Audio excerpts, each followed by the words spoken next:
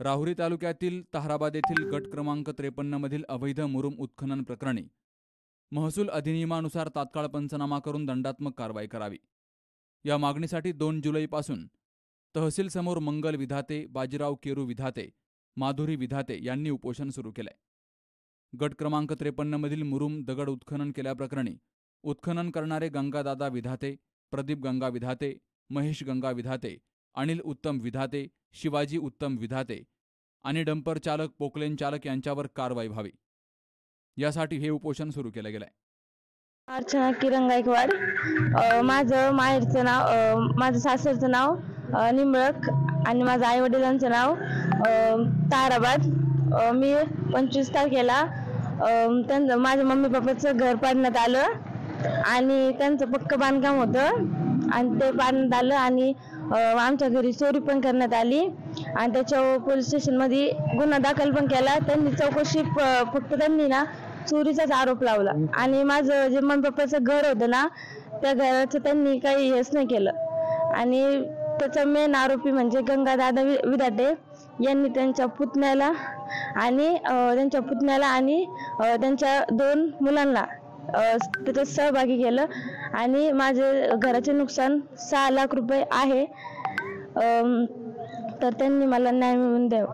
Police स्टेशनला, Rahuri police स्टेशनला मी request करते की त्यांनी मला न्याय मिळवून द्यावा आणि मी पोलीस स्टेशनला गुन्हा दाखल केली माझ्या घराबद्दल, त्यामुळे त्यांनी माझ्या पतीचं नाव आणि माझे नातेवाईकांचं नाव घेतलेलं आहे त्यामध्ये।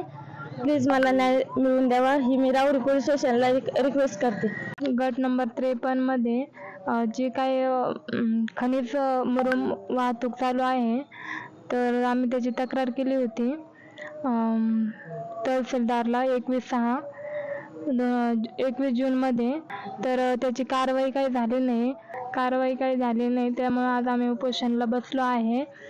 आम्हाला जे विधाते यांनी सांगितले होते की ते तिथं गट नंबर 53 ताहराबाद, तालुका राहुरी, जिल्हा अहमदनगर येथे बेकायदेशीर उत्खननाचं काम चालू आहे।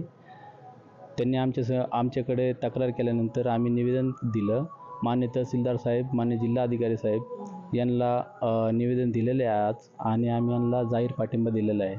तरी माननीय तहसीलदार साहेबांना आमची विनंती आहे संघटनेमार्फत की त्यांनी याची सखोल चौकशी करून जे मुख्य आरोपी आहेत गंगा विधाते तर आणि जे उत्खननात वापरण्यात आलेले जे साहित्य आहेत, पोकलंड, JCP यांच्यावर तात्काळ कारवाई करण्यात यावं, त्यांची जप्ती करण्यात यावी। तसंच जे संगमत करून ज्या अधिकाऱ्यांनी यांना याच्यावर कारवाई केली नाही त्यांनाही दोषी करून त्यांच्यावर गुन्हे दाखल करण्यात यावे। तर या उपोषणस्थळी अर्चना किरण गायकवाड राहणार निंबळक यांनी भेट दिली आणि त्यांच्या माहेरकडील असणारे घर गंगा विधाते यांनी पाडलं असल्याचा आरोप केलाय। या घराचं नुकसान झालं असून या प्रकरणी गुन्हा दाखल व्हावा अशी देखील मागणी त्यांनी केली आहे। या उपोषणाला सह्याद्री छावा सामाजिक संघटनेचे उत्तर जिल्हाध्यक्ष विनोद साळवे, जिल्हा सचिव यमुना भालेराव, अर्चना किरण गायकवाड, हिराबाई साठे, संगीता साळवे, भाग्यश्री साठे, दीपक साळवे, गौरव उजागरे, माधव विधाते, गणेश साळवे यांनी पाठिंबा दिलाय। सुहास जाधव सह शरद पाचरणे, सी न्यूज मराठी।